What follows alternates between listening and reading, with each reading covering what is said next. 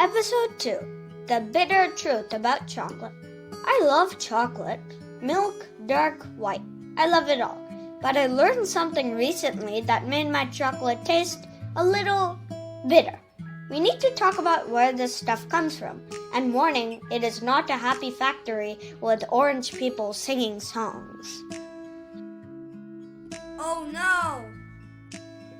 Most of the world's cocoa, the stuff used to make chocolate, comes from West Africa, specifically Ivory Coast and Ghana.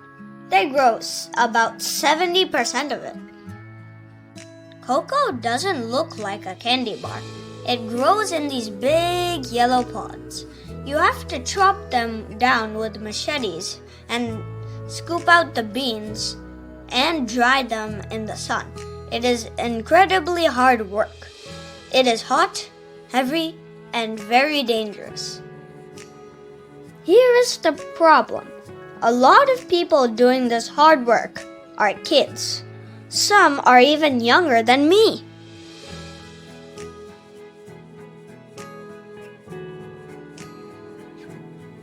There are over 1.5 million children working in cocoa fields. They aren't in school. They are carrying heavy sacks and using sharp machetes. They are doing this so we can buy a candy bar for $2. The big chocolate companies know this. Years ago, they signed something called the Harkin-Engel Protocol.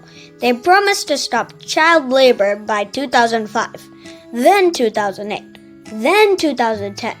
Spoiler, it is still happening. They make billions of dollars, but the farmers make less than $1 a day. That math does not add up. I'm not saying you have to stop eating chocolate. I would never say that. But we have power.